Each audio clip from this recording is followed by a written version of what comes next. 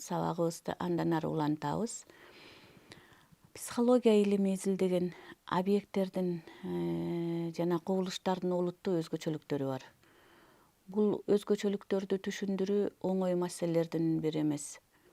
Себеби психология илими биринчиден башка баардык илимдер системасынын катарында турат. Ал эми экинчиден болсо психологиялык кубулуштардын мыйзам ченемдүүлүктөрүн түшүнүү, сезүү, билүү, ар бир адамдын дүйнөгө болгон көз карашынын жана аң сезиминин деңгээлине байланыштуу. Психология өз алдынча илим болгондугуна карабастан, ушул күнгө чейин анын предмети жөнүндө маселе аягына чейин тактала электиги белгилүү. Артка тарыхка кайрыла турган болсок, айрым окумуштуу философтордун идеялары идеалисттик багытта болгон. Алардын философиялык ойлору боюнча рухту, материалдык дүйнөнү, жаратылышты, адамдарды, буюмдардын аң сезимде ой пикирде гана жашайт дешкен. Материалисттер деген ат менен белгилүү болгон философтор материяны биринчи, ал эми аң сезимди анын туундусу катары карашкан. Психика материядан тышкары жашабайт.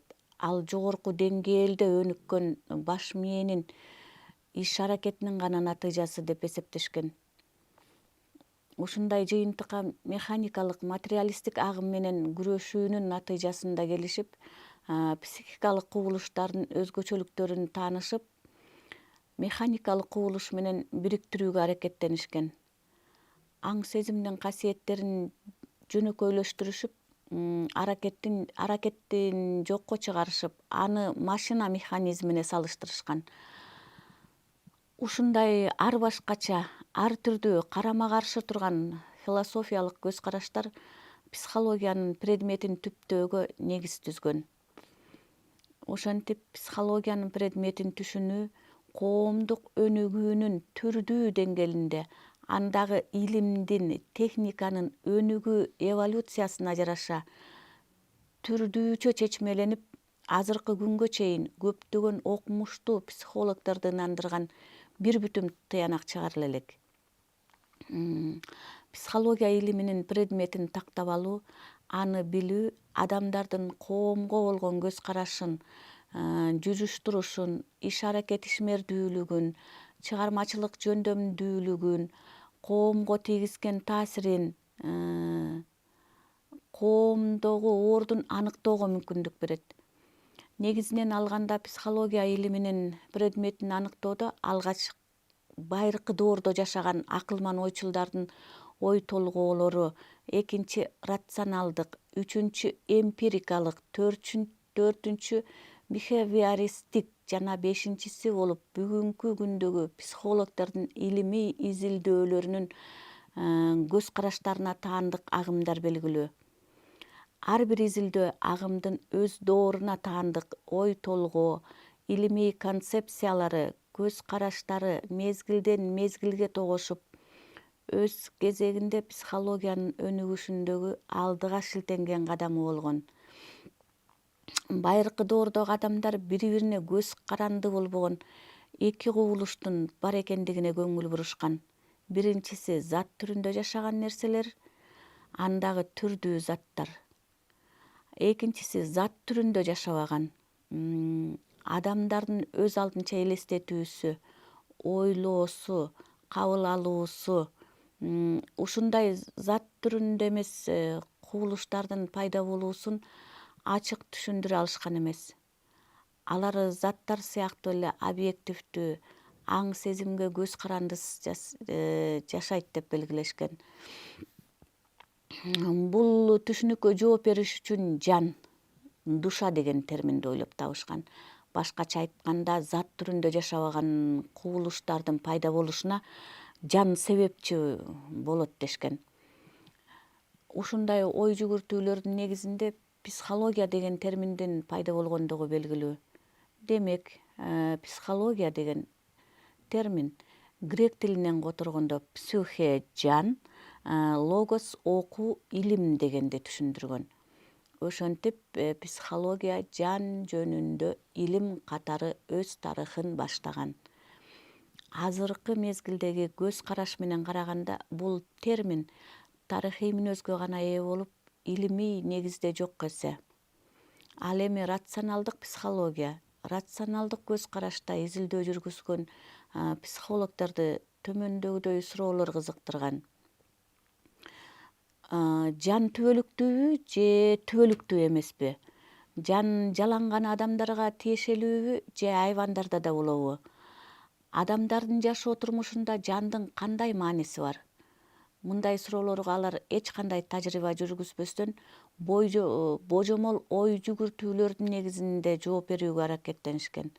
Ошондуктан рационалдык психология деген түшүнүк рационал акылга тиешелүү, акылга жараша деген маанини түшүндүрүп, ушундай божомол менен жооп бергендерди рационалисттер деп аталганы да ошондон.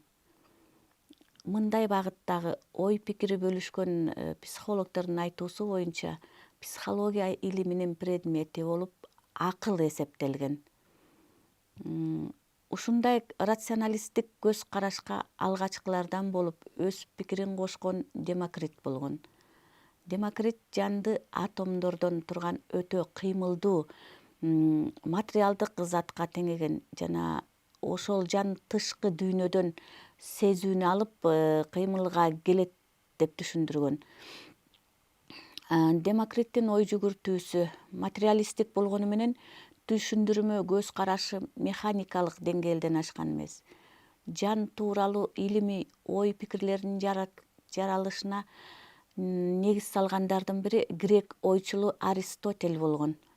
Аристотель психология илиминин негиздөөчүсү катары тарыхта калган. Себеби анын жан жөнүндө деген эмгеги психология илими жөнүндөгү алгачкы эмгектерден болуп эсептелет.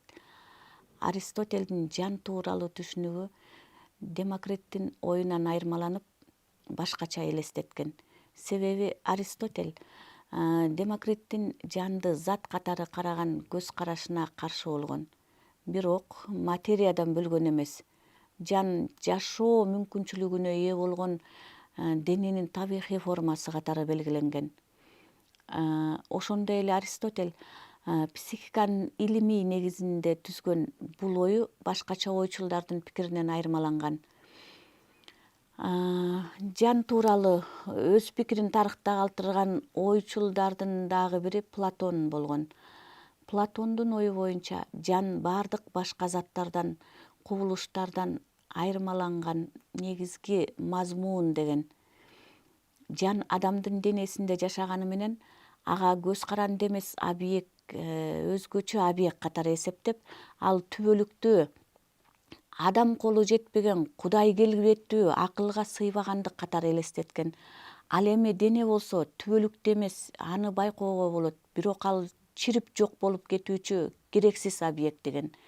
Жанды Кудай жараткан, ошондуктан ал денени башкарууга жана адамдын турмушун багыттап турууга ээ экендигин көрсөткөн. Платондун ойлору идеалисттик көз караштын классикалык өкүлү дейбиз. Классикалык ойчулдардын өкүлү катары эсептелгени Платондун дүйнө абстрактуу идеялардын тобунан тураарына ишенгендиги. Белгилүү окумуштуу психолог Рейтердин ою боюнча Платон ишенген идеялар дүйнөсү да белгилүү бир деңгээлде жашайт. Аны илимий, адабий эмгектерде, руханий маданиятта, тилде, коомдон коомго, муундан муунга өтүп жашаган, сакталган тарыхый маалыматтардын жыйындысы түрүндө түшүнүү керек. Ал эми эмпирикалык психология, эмпейра деген термин грек тилинен кыргызча которгондо тажрыйба дегенди түшүндүрөт. Бул багыт психология илиминин негизги тармагы болуп эсептелет. Себеби ар бир психологиялык илимий изилдөөлөр тажрыйба аркылуу далилденет. Эмпирикалык изилдөөлөр 18-кылымда жашаган немес философу Вольфтун ысымына таандык.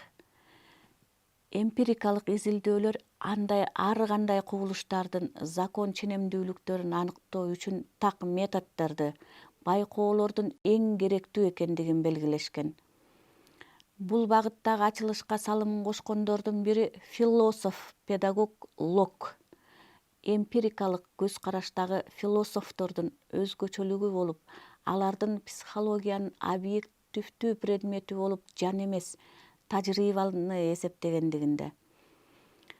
Тажрыйбанын объективдүү экендигин, аны ар кандай методдор менен үйрөнүүгө болорун негиздешкен. Эмпирикалык психологдор психикалык процесстерди байкоого жана аны объективдүү изилдөөгө мүмкүн эмес дешкен.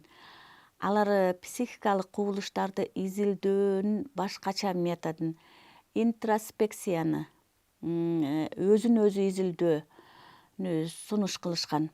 Бирок аң сезимди интроспекция методу аркылуу үйрөнүүгө мүмкүн эмес. Себеби жеке адамдан алынган маалымат субъективдүү болуп, чындыктан алыс турат деп өз ойлорун эки позициялык, так эместикте баамдашкан. Башкача айтканда, эки чечимдүү, материалдык жана рухтук, бири-бирине байланышпаган позицияны көрсөтүп, рухий дүйнө, материалдык дүйнөгө көз карандысыз, өзүнө гана тиешелүү кубулуштарга ээ дешкен. Мындай көз караштары менен дүйнөнүн жалгыз гана жансыз материядан пайда болгондугун таанып, ага карама каршы ой жүгүртүшкөн.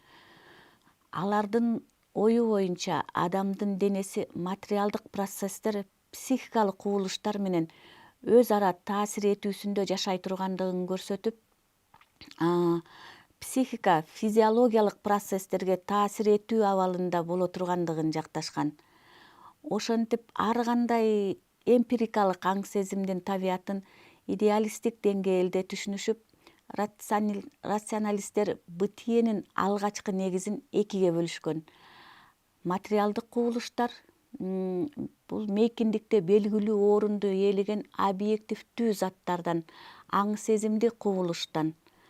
Ошондой эле мейкиндикте белгилүү бир орунду ээлебеген ойлоо, эс, сезүү, экинчиси аң сезимден турат дешкен.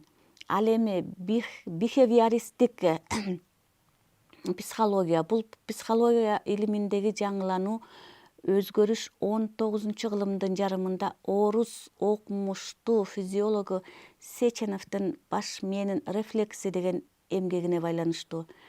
Сеченевдин оюн улаган Павлов болгон. Бул улуу орус окумуштууларынын ой жүгүртүүлөрү, физиологиялык ачылыштары психология илиминде жаңы агымдык өнүгүшүнө түрткү берген. Алгачкы ирет чет элдик психологдор Сеченов менен Павловдун ачылыштарына таянып, жаныбарларга эксперимент жүргүзө башташкан. 19-кылымдын аягында америкалык психолог Торндайк жаныбарлардын жүрүш-турушун атайын түзүлгөн шарттар менен үйрөнүп, ошол шарттарда пайда болгон ыктарын, алардын себептерин изилдеген. Бул окумуштуунун изилдөө көз караш пикирин америкалык окумуштуу психолог Уотсон улантып, жалпылап психология илиминде жаңы бихевиоризм агымын жараткан. Бул термин жүрүш-туруш деген маанини түшүндүргөн. Бихевиористтик агымындагы изилдөөчүлөрдүн илимий ой пикирлери психологиянын предмети жан да, аң сезим да эмес, жүрүш-туруш болуп саналат дешкен. Алар адамдарда эч кандай аң сезим жоктугун, ал жөн гана түшүнүк экендигин, ошондой эле адамдын субъективдүү ички дүйнөсүн үйрөнүүнү толугу менен четке кагышкан. Психология илимин адамдын тышкы жүрүш-туруш формаларын үйрөтүүчү илим катары түшүндүрүшкөн. Азыркы мезгилдеги илимий психология жогорудагы агымдардын көз караштарын анализдеп, пайдалуу жактарын сиңирип, илимден алыс ой толгоолорду четке кагып, психология предметин аныктоонун үстүндө улам илимий жолдор менен иш жүргүзүп келүүдө. Азыркы психологдордун ою боюнча адамдын психикасы, аң сезими объективдүү, реалдуу жашай тургандыгын белгилешкен. Адамды курчап турган заттар кандай реалдуу жашаса, адамдын психикасы, аң сезими жана субъективдүү ички дүйнөсү да ошондой эле реалдуу жашайт дешет. ушундай жаңылануу көз караштардын негизинде психология илиминин предмети болуп, психика жана аң сезим саналат. Ошентип, психологияда психикалык кубулуштарга сезүү, кабыл алуу, эс, көңүл буруу, эмоция, сезим, түшүнүк, ал эми алардын пайда болуу себептери, инсандын жекечелик белгилери, темперамент, мүнөз, жөндөмдүүлүк жана ошондой эле адамдын жекече иш аракетинин психологиялык өзгөчөлүктөрү, мотив, ык жана оюн, эмгек иш аракеттери эсептелип, өзүнчө тармакта изилденет. Ал эми психикалык кубулуштар объективдүү дүйнөнү адамдын баш мээсинде чагылдырып, анын реалдуу, субъективдүү дүйнөсүн түзөт. Ушундай процесстерди адамдын психикасы деп аташат. Психика жана аң сезимдин түшүнүктөрүнүн мазмундуулугу жагынан жалпылыгы жана айырмачылыктарын да бөлүп көрсөтүү мааниге ээ.